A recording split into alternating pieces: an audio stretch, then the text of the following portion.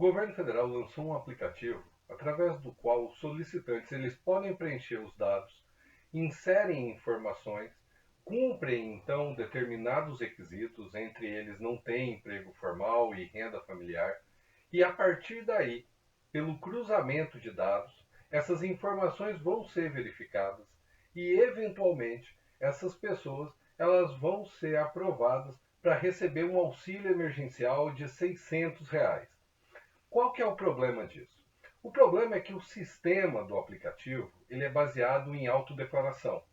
Isso significa que o usuário, ele fazendo o download do aplicativo, vai ser ele próprio que vai alimentar com informações aquele aplicativo, com aquelas informações que são necessárias para determinar se ele merece ou não merece receber o auxílio.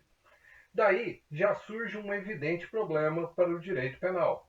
O que vai acontecer se uma pessoa ela mente no preenchimento desses requisitos e assim, mentindo, tem o propósito de receber indevidamente o auxílio emergencial?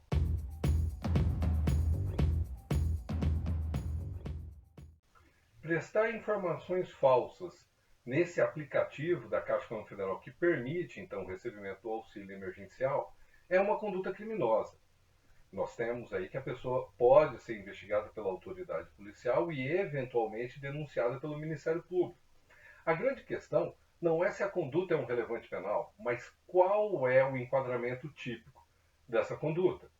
Algumas pessoas estão informando que o melhor enquadramento da conduta seria no artigo 299 do Código Penal, o crime de falsidade ideológica. Entretanto, enquadrar no artigo 299 tem um problema, que eu entendo ser insuperável. O artigo 299, falsidade ideológica, parte da conduta de inserir informações falsas em documento público ou documento particular. O problema é o conceito de documento. O documento ele está conceituado no artigo 232 do CPP. No CPP, você vai encontrar o seguinte: documento ele é um instrumento escrito que consta nele uma verdade juridicamente relevante, ele tem fé pública, ou seja, ele tem presunção de veracidade. Notem, o documento que está lá no CPP é o documento escrito e ele é firmado em papel.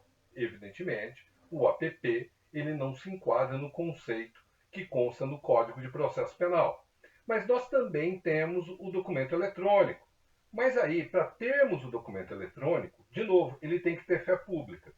Para esse documento ele ter fé pública, ele tem que ser certificado ou tem que ter pelo menos ali a assinatura digital. O app não tem nem certificação, nem assinatura digital no que diz respeito às informações que foram prestadas pelo usuário. Ademais, a gente também tem que destacar uma coisa. O STJ já afirmou jurisprudência que se eu preencho formulários e essas informações hão de ser verificadas, como por exemplo, no caso do app, as informações elas serão cruzadas entre diversas agências da administração pública, como Receita Federal, Previdência Social, Secretaria do Trabalho. Bem, se essas informações prestadas no formulário hão de ser verificadas, significa que não há presunção de veracidade naquilo que foi prestado pelo usuário. Mais um motivo para a gente não considerar que o preenchimento dessas informações no app seria no contexto de um documento. Daí, se não tem documento, nem um documento firmado em papel, nem um documento digital, a gente não pode conceder a aplicação do artigo 299 do Código Penal, falsidade ideológica. Mas se não é o artigo 299, então nós devemos nos perguntar qual seria. O artigo 307 do Código Penal é o crime de falsa identidade. Atribuir a si ou atribuir a outrem uma falsa identidade com o objetivo de receber uma vantagem. Perceba, não exige que essa falsa identidade seja atribuída em um documento. Daí, aquele obstáculo da tipificação do 299 já foi superado. O artigo 307, portanto, ele vai ser suficiente para reprovar a conduta daquele que declara a informação falsa no app com o fim de receber indevidamente o auxílio emergencial. Tem que prestar atenção em uma coisa. O artigo 307 é um crime expressamente subsidiário. Você dá uma olhada ali no preceito sancionador, ali na pena, você vai ver o seguinte: o crime de falsa identidade só será punido se não constitui elemento de crime mais grave. E que crime mais grave seria esse? Ora, se a gente está falando que o sujeito ativo, na hora de dar as informações falsas, de inseri-las no aplicativo, ele pretende obter o auxílio emergencial no valor de R$ 600 mensais, esta vantagem é uma vantagem pecuniária indevida, em detrimento da administração pública. Ora, nós estamos falando de uma vantagem indevida obtida mediante fraude. O enquadramento da conduta deve ser remetido imediatamente para o artigo 171 do Código Penal, o crime de estelionato. Obter uma indevida vantagem, induzindo ou mantendo alguém em erro, mediante ardil, artifício ou qualquer outro meio fraudulento, vai ser enquadrado no crime de estelionato. Como o crime de estelionato é um crime maior e mais grave que o crime de falsa identidade, que é um elemento inserido no estelionato, porque ele é a fraude, que é o meio para a realização da obtenção da vantagem, nós teremos, nessa situação, que o crime de estelionato absorverá o artigo 307 do Código Penal, pelo princípio da subsidiariedade. Observação importante: além de reprovar no artigo 171 do Código Penal, nós temos o parágrafo 3º do artigo 171.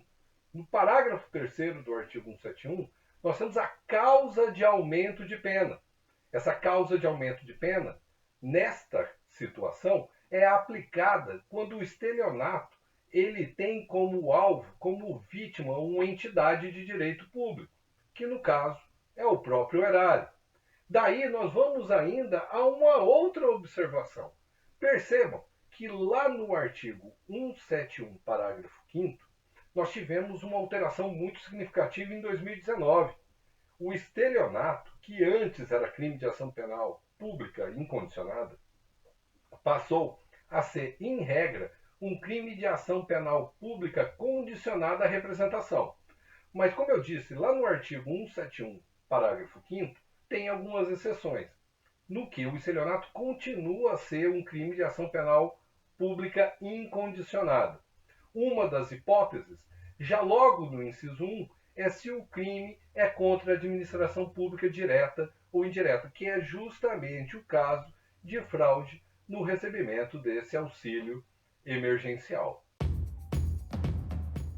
Então, em conclusão, nós podemos já dizer, não é o caso do artigo 299 do Código Penal, falsidade ideológica, porque a inserção das informações falsas tem que ser feita em um documento que tem presunção de veracidade, ou seja, fé pública. E o aplicativo, ele não tem a característica de ser documento e ele não tem fé pública no que se refere às informações prestadas pelo usuário. Nós podemos dizer do artigo 307 do Código Penal, falsa identidade. Pelo menos enquanto o sujeito não obtenha indevida vantagem patrimonial. Pois se ele obtém a indevida vantagem patrimonial, pelo princípio da subsidiariedade, vai sair lá do artigo 307 do Código Penal para o artigo 171 do Código Penal. A falsidade ideológica vai ser absorvida pelo estelionato.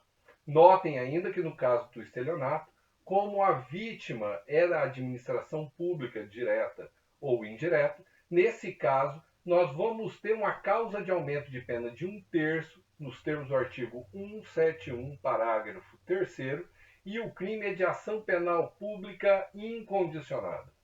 Pessoal, se vocês gostaram dessas explicações e explanações, toda semana a gente vai tentar postar um caso novo. Então fiquem ligados aí para vocês receberem informações, notícias e atualizações sobre o direito penal. Obrigado e até a próxima.